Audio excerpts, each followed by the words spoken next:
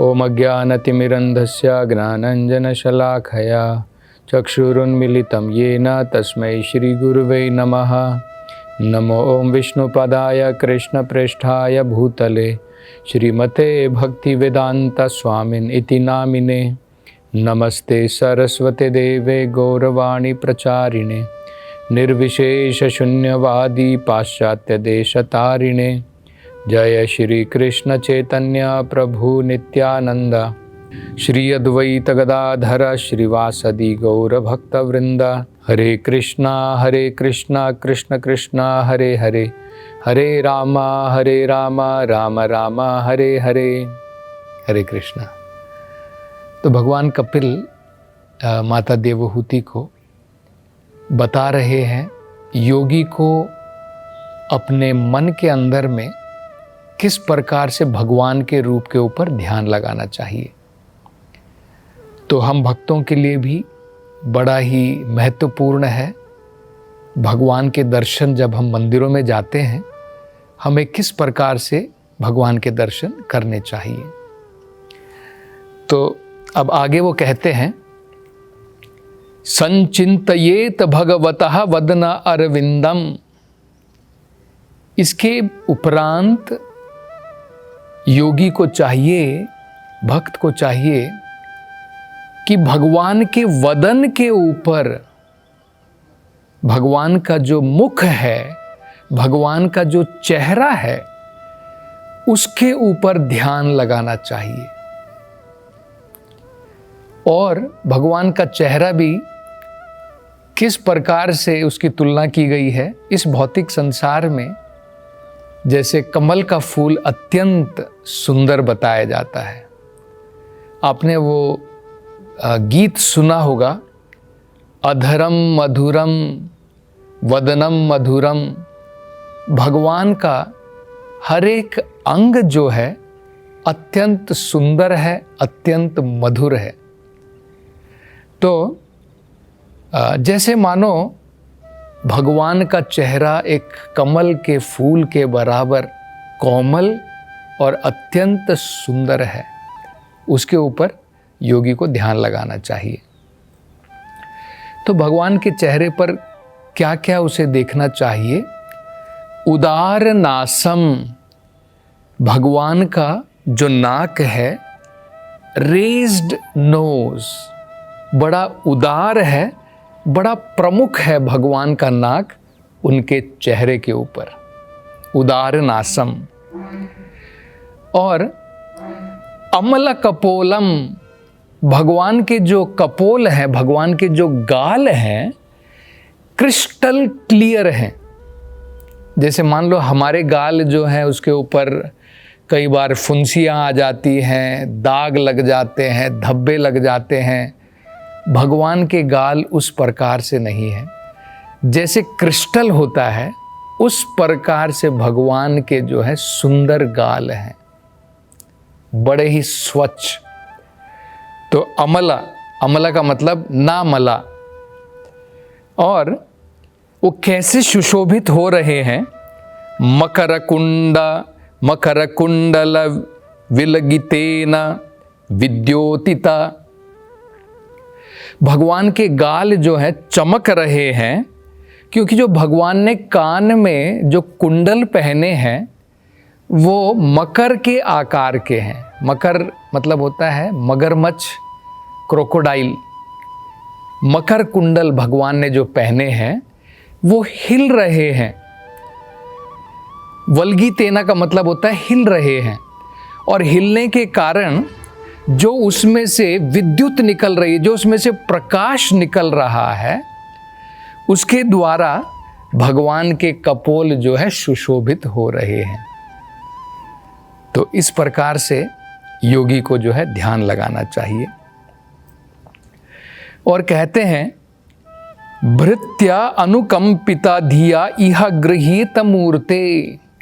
भगवान जो है अपने भृत्या, अपने सेवक, जो उनके भक्तगण हैं, अनुकंपिता धिया, उनके ऊपर अनुकंपा करने के लिए, उनके ऊपर दया करने के लिए, उनके ऊपर कृपा अपनी दिखाने के लिए यह इस भौतिक संसार में गृहीत मूर्ते, भगवान अपने अनेकों प्रकार के अवतार में इस भौतिक संसार में अपने भक्तों के ऊपर अनुकंपा करने के लिए प्रस्तुत होते हैं।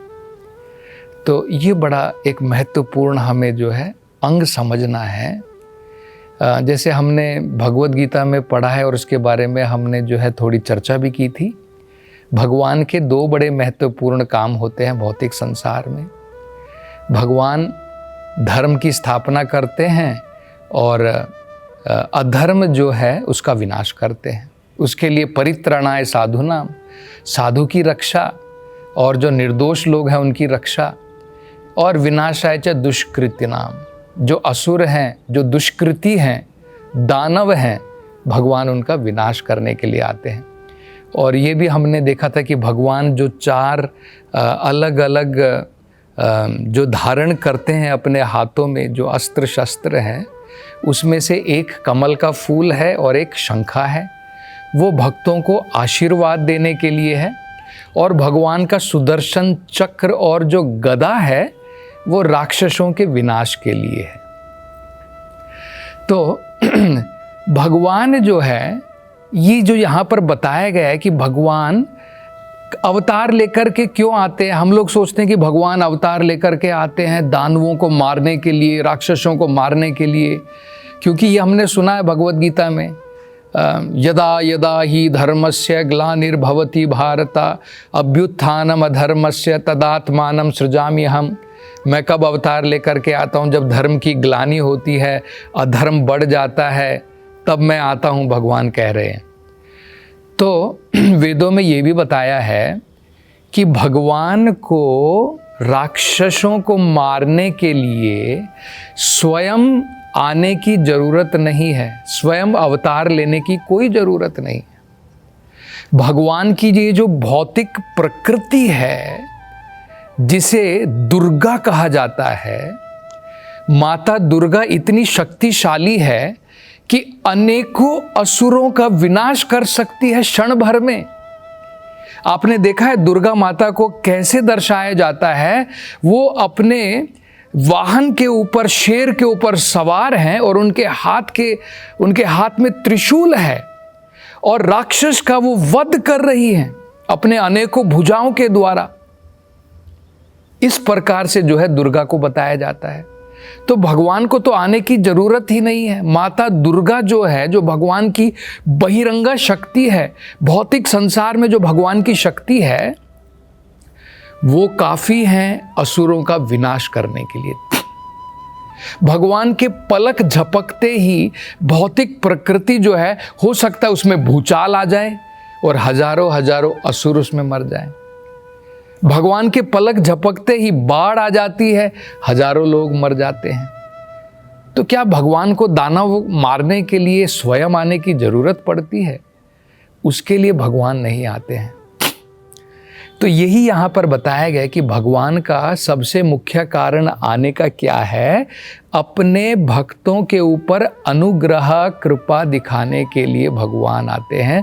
क्योंकि भगवान का भक्त जो है वो बड़ा आतुर है भगवान के दर्शन करने के लिए। तो भगवान अपने भक्त को दर्शन देने के लिए आते हैं, और साथ साथ में भगवान जो है दानव का विनाश भी करते हैं।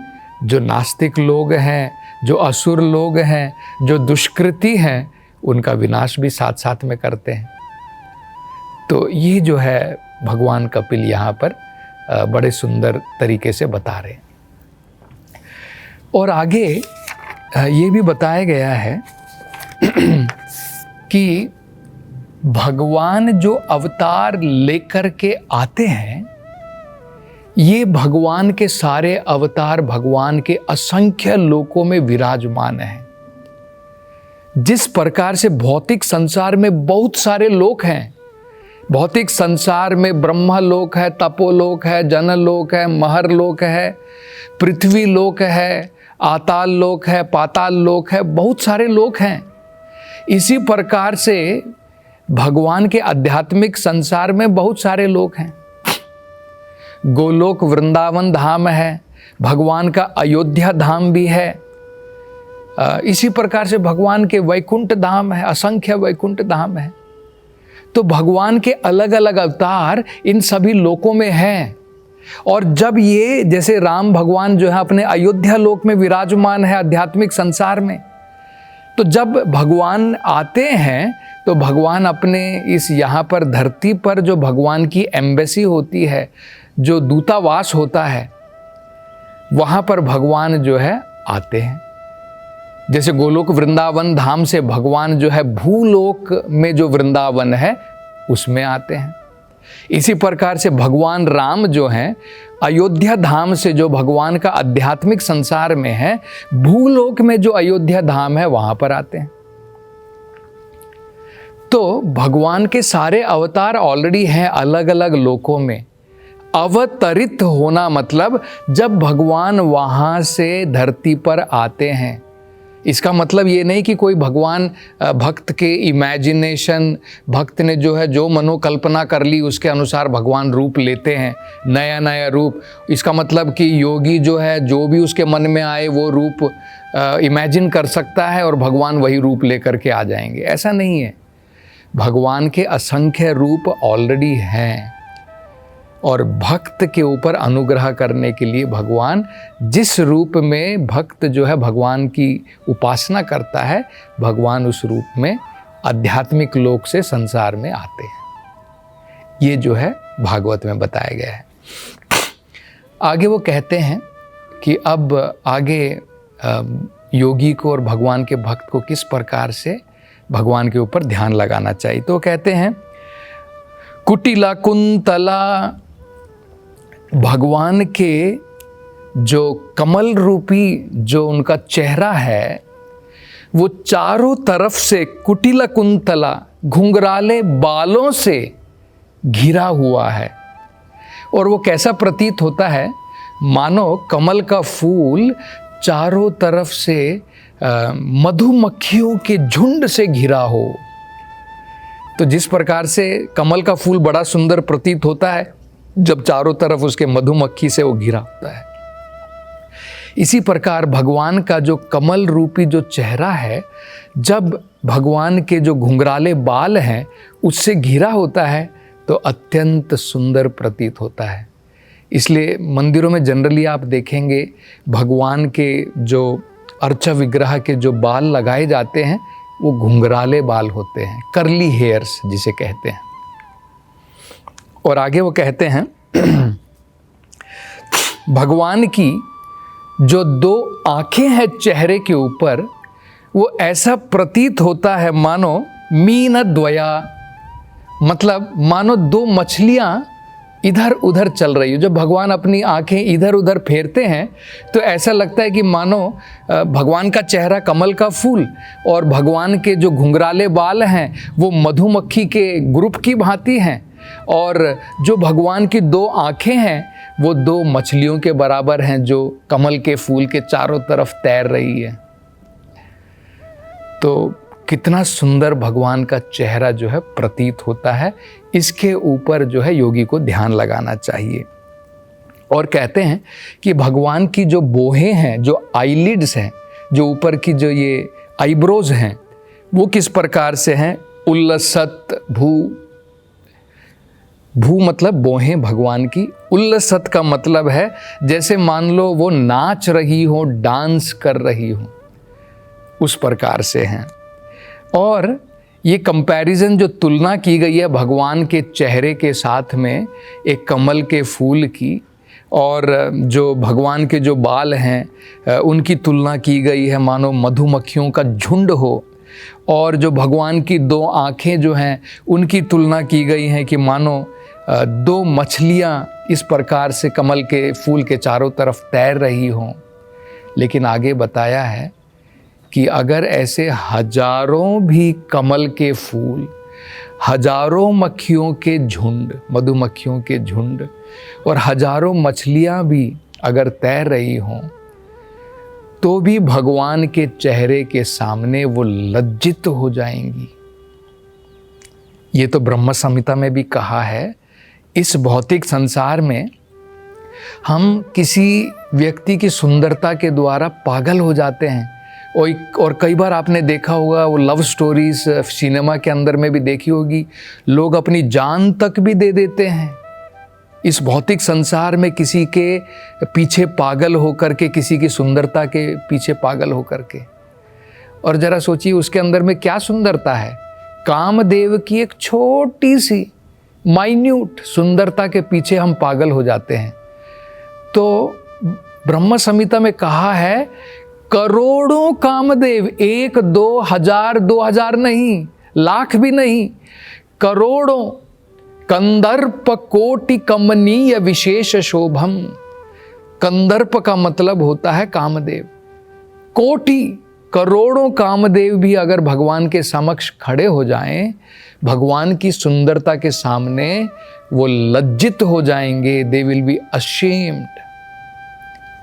तो यहाँ पे भी बताया है अधि कक्षितः अब्जा, मतलब जो तुलना दी गई है, ऐसे करोड़ों के फूल भी, लोटस के फ्लावर और मछलियों से घिरे हों और मधुमक्खियों से क्यों ना घिरे हों, लेकिन उनकी शोभा भगवान की शोभा के सामने ये लज्जित हो जाएंगे।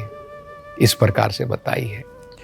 और आगे कहा है मनोमयम, इस प्रकार से योगी को अपने मन के अंदर में ये चित्रण जो है भगवान का, ये रूप भगवान का अपने मन के अंदर में बनाना चाहिए। तो जैसा हमने एक कथा में इसका जो है इसके बारे में चर्चा की थी कि मन के अंदर में चित्रण बनाना काफ़ी मुश्किल होता है, लेकिन मंदिर में हम भगवान का जो भगवान की जो विग्रह होती है, उसका जो रूप है, उसके सही प्रकार से आसानी से दर्शन कर सकते हैं। भगवान के 8 अलग अलग पदार्थों में रूप बनाए जा सकते हैं, जिसमें से एक रूप मन के अंदर में भी बनाया जा सकता है। तो ये यहाँ पर किसके लिए बताया गया? योगी के लिए बताया गया है। लेकिन भक्त योगी के लिए क्या है? उसे जो है भगवान के नाम के ऊपर, उसे भगवान की कथाओं के ऊपर और भगवान की श्री विग्रह के ऊपर, इन 3 चीज़ों के ऊपर ध्यान पूर्वक जो है उसे अपना मन लगाना चाहिए। तो और आगे अब भगवान कपिल जो है योगी को कैसे ध्यान लगाना चाहिए, उसकी चर्चा अगली कथा में करेंगे। हरे कृष्णा।